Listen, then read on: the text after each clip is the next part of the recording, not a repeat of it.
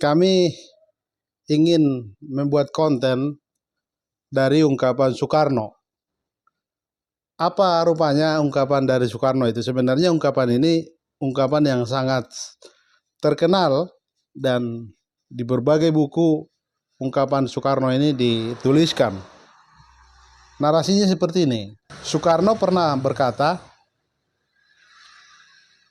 "Berpikirlah seperti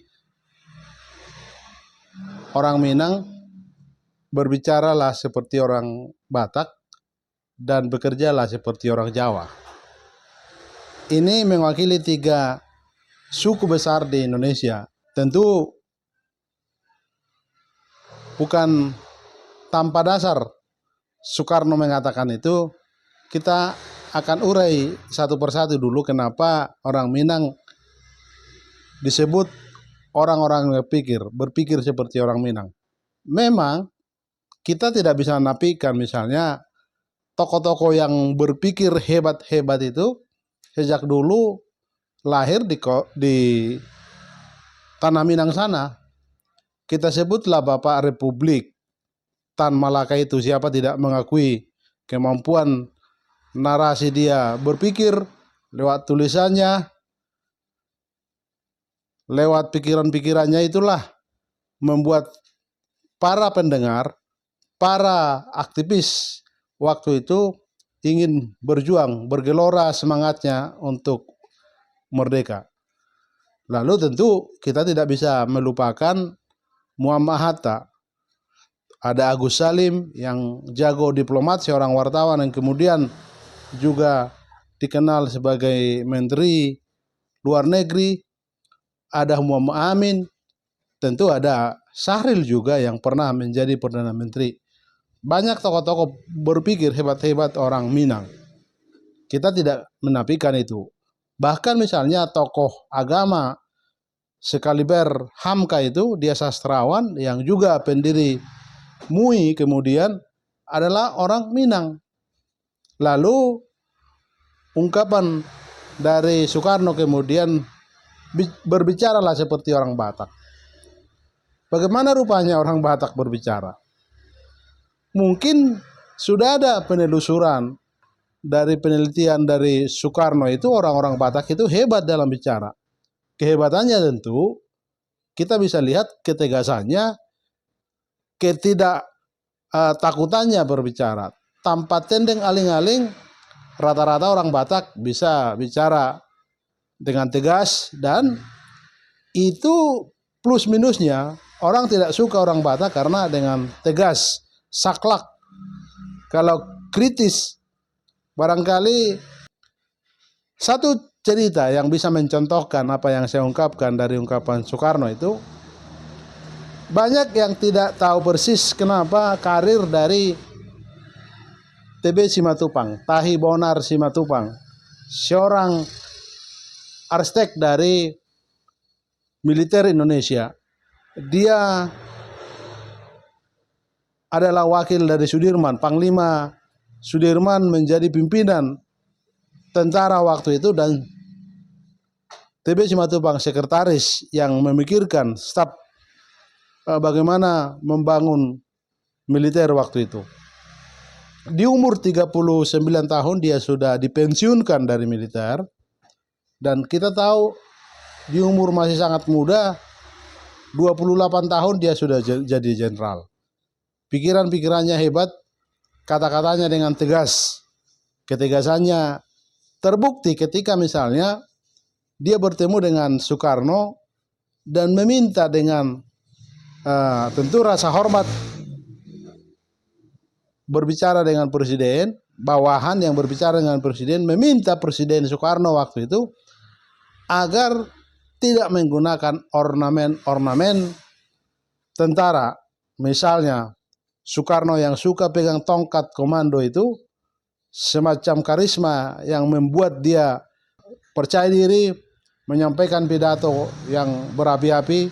Lalu baju-baju dari Soekarno itu baju gaya militer, dan bukan tidak suka, tapi karena TB Simatupang punya alasan tersendiri. Dia bilang, "Pak Presiden, Kalau boleh mohon jangan dipakai ornamen-ornamen dari militer, tongkat komando, baju Bapak sebagai presiden.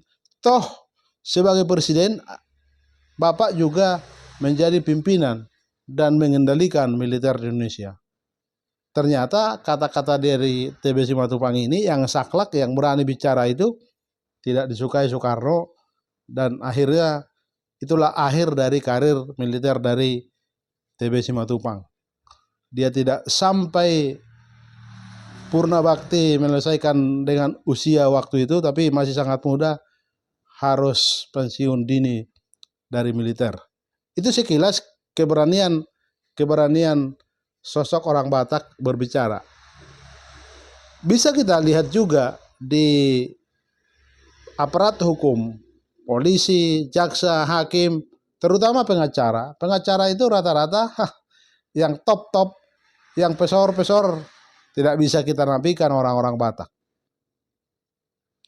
Di sidang misalnya waktu memperjuangkan perkara dari kliennya, mereka dengan saklek, dengan berani, tidak ada takutnya bicara. Itu juga bisa dilihat misalnya di hampir di media-media nasional, jurnalis-jurnalis senior itu selalu ada orang Batak. Sebutlah, kita lihat satu perempuan Batak yang hebat, Rosiana Silalahi, sosok yang ya jurnalis perempuan yang dengan kritis bicara. Dan kita juga bisa pelajari misalnya pendiri Antara siapa? Tentu orang-orang Batak. Termasuk diantaranya nanti ada Malik Batubara yang kemudian menjadi wakil presiden. Kemampuan orang Batak berbicara itu ya mungkin sudah diciptakan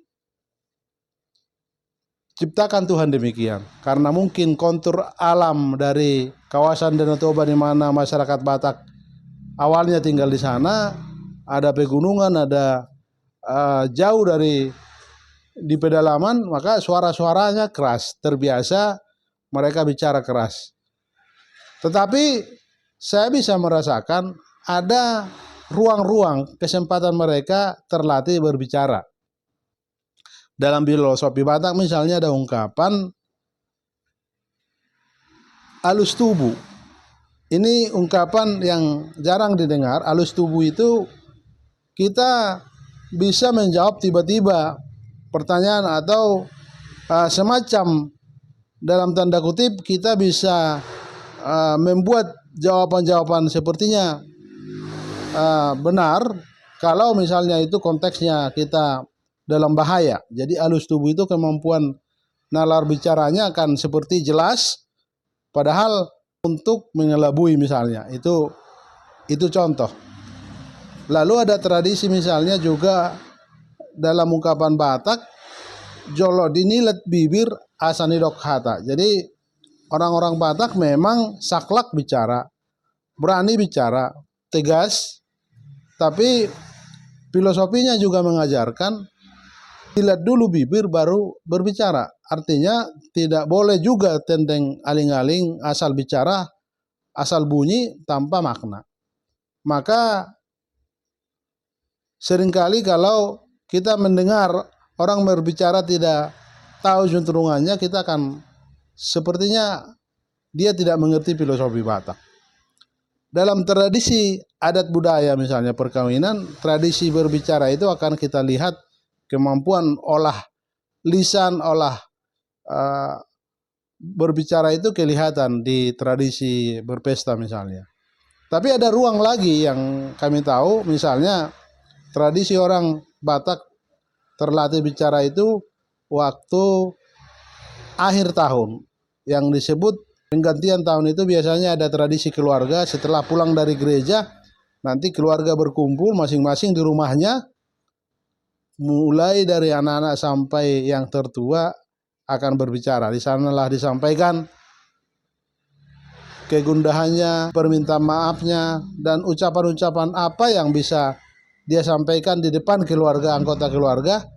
Dan sepertinya ini juga ruang untuk terlatih bicara. Jadi ada hak setiap warga atau anggota dari keluarga itu bicara di kesempatan itu. Dan di pesta adat Batak juga ada disebut jambar hata. Tradisi jambar hata itu artinya pembagian hak. Pembagian hak itu bukan hanya soal uang, soal daging, tapi hak untuk bicara. Kalau tidak diberi jambar hata, harusnya dia bicara tapi tidak diberi kesempatan, itu membuat kita gondok, bisa membuat kita kesal. Maka jambar hata ini harus dibagikan juga. Walaupun memang jadi rumit juga, jadi lama-lama juga, karena waktu berbicara itu sangat panjang. Tapi kembali pada ungkapan Soekarno itu, kita menemukan benang merahnya kenapa orang-orang Batak jago bicara. Bicaralah seperti orang Batak. Saya kira itu penjelasan kami dari Suara Tapian. Terima kasih.